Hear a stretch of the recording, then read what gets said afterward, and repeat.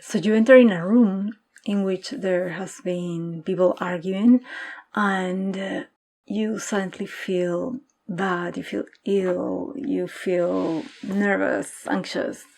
You pick all those negative emotions. It doesn't feel really good. So we're going to talk about it today.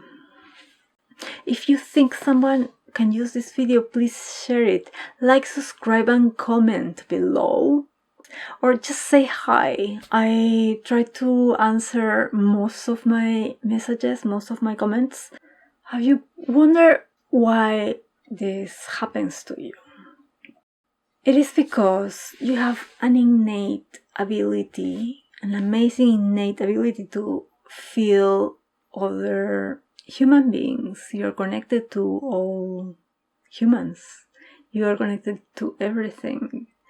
And it is because collectively we're all one big heart. We're all connected. And this big heart is beating all at once.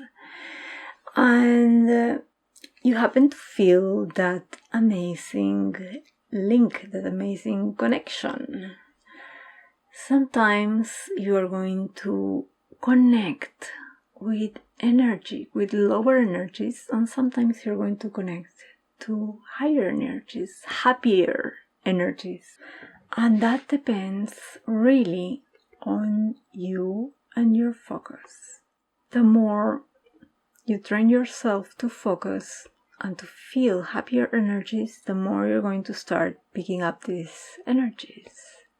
The more you are ruminating, you are thinking about some unpleasant situation, you are going to be feeling more of that. However, this ability is very amazing because you don't need for the other person to talk, to say anything about it. You are going to feel mostly what they feel, and the person doesn't need even to talk about what they're going through. Sometimes it's difficult for us to talk about what we're going through, especially if you're an introverted person. However, you can pick it up, you can feel it, maybe help them in any way, not necessarily with advice. Not all the time people want advice. They have their own opinions, they have their own ways to handle things. So, but maybe they need comfort. That's why normally we need comfort. We need somebody who is going to listen to us when we're having a tough time or when we're happy as well. So if this kind of ability is strong in you, and this kind of ability is present in many people, in almost all of us, is innate. But if you have this ability very strong that you immediately feel the other person, you feel the pain and you feel something in your chest and you pick it up immediately, then it's because in your higher purpose you want to be a healer mostly. That's why you have very developed sense of feeling others, of clairsentience, and that's why you are an empath. So you have this ability so that you can feel other people and maybe provide solutions, maybe provide a healing energy. That's up to you to explore, but definitely it's not because it's something that is not there to help you or to help others. It's definitely not because what I've done to feel everybody. It's definitely not because you are unlucky or anything else. It's because you are a very powerful being, and you need to be aware of that gift, that ability, if you want to develop it, to expand it, to not control it, but to find a way to channel that energy in a way that would be an advantage for you and for others. It's totally up to you to develop it or not. But most likely you're going to keep receiving that information, and things are going to get more, you're going to keep getting energy, and that is going to keep expanding in you without being channeled at all, and that's going to make you feel uncomfortable. So in any way, it's better to do something about it, to explore it, and to develop it.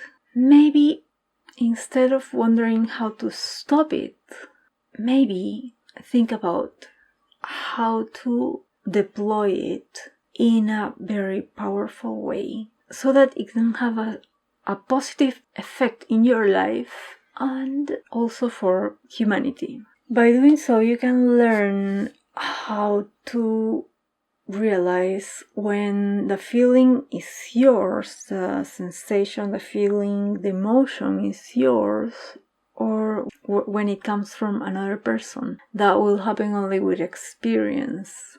For that to happen, you need to be more present in your own body and learn to recognize your own emotions, what you are feeling at every time. If you don't recognize what you're feeling, if you don't recognize your own emotions, then it's going to be, or what you're thinking, it's going to be hard for you to discern whether it's your own emotion or it's another person's emotion. Normally, if it's not yours, you're going to feel it maybe intense in a moment, but it's going to fade quickly. It's not going to last. If it's yours, you're going to recognize it because you are going to feel that for a longer time, and because it's consistent with what's in your mind. It would be a good idea to keep an eye on how to explore your own emotions, your own emotional body, that is tied with your mind, with your own thoughts. You can start as well adding boundaries in your life, because being an empath, unlike a lot of people think, is not being a people pleaser. You don't have to do whatever other people want just because you feel them. Being an empath is to feel that, but to harness that information and being able to not let it hurt you, not let it bother you, but deliver your own insights, deliver your own solutions or energy. You don't need to let other people walk over you or impose their needs, their emotional needs on you. Their emotions are theirs for them to take care of, and you have your own emotions as well. So you can be powerful and still be nice to people. If you have set your boundaries, then you will be able to recognize boundaries in your own emotions too. Then you will be able to recognize whether they are your emotions and other people's emotions. And that happens automatically because of the law of consistency, which I just made up.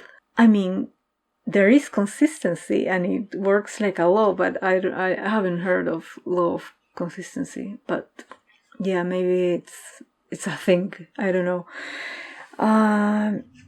But yes, then given that you have boundaries in your own life, then consistently you see that you have boundaries in your emotions as well. It goes together.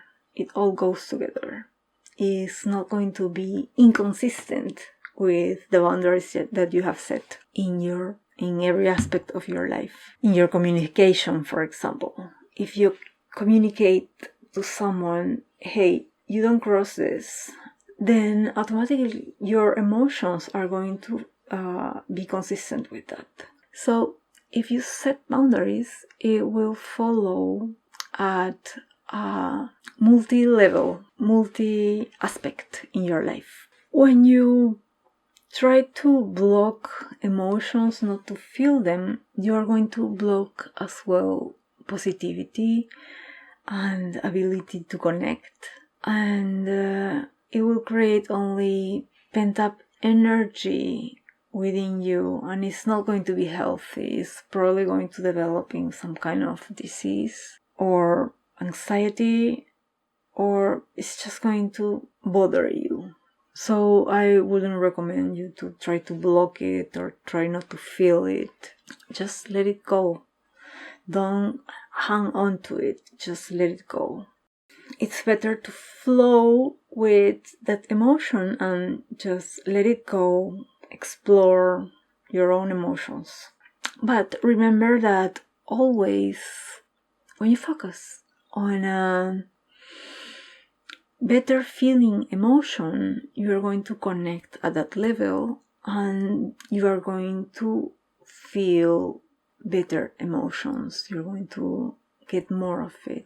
When you have something in your mind that doesn't feel good and you keep repeating it, you keep processing it, you're going to connect with that more and more. There is no other way. So please like, subscribe, and comment below what you think about this. Bye.